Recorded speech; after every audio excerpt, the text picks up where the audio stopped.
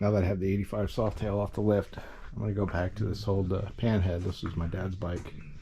He passed away, he left it to me, and I put it back together.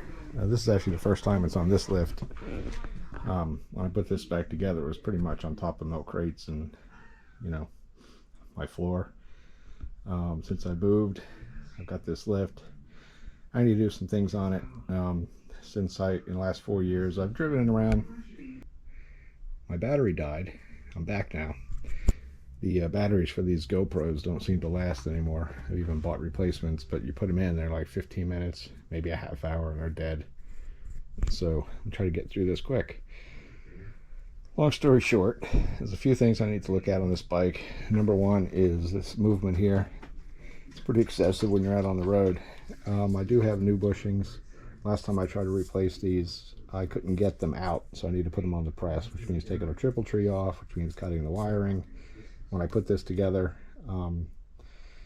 I did not, I just spliced all the wiring with solder. I didn't put any connectors in. I had no intention of taking it apart, and I figured if I ever did, I could always put a connector on it, which is what I'm going to do.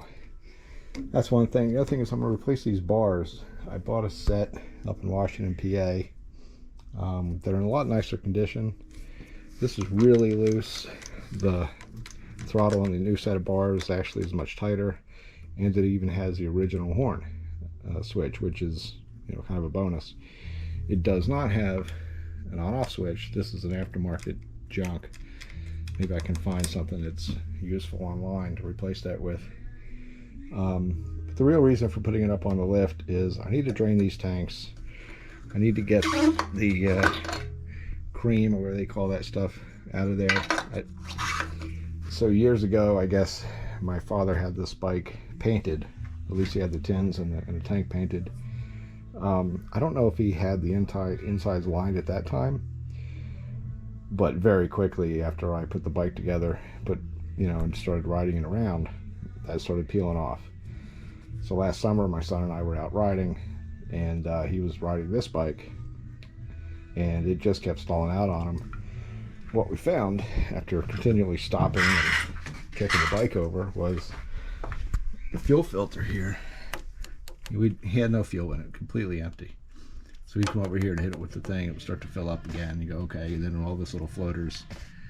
So the other thing is I bought a new jet, one size up. I think this is a 68, I went to a 72. I do have a Andrews AB cam. The 2-in-1 exhaust has a muffler. It's a Bendix Xenix carburetor, and the heads are stock. The cylinders are not original. I had some issues when I first put the bike together where I had an intake leak, and it really did a lot of damage in the cylinders. So I took them out, put these aftermarket ones in just to get the bike on the road.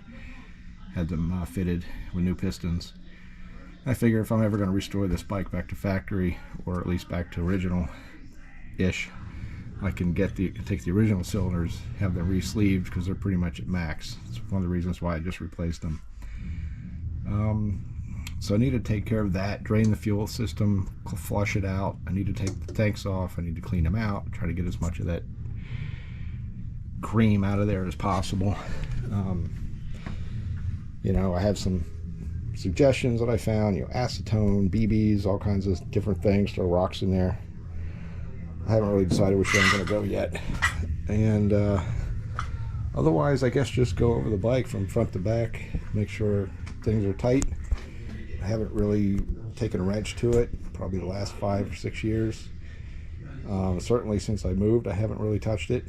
And see if I can get some of the rattling to go away. And this certainly would feel safer if I had that fixed.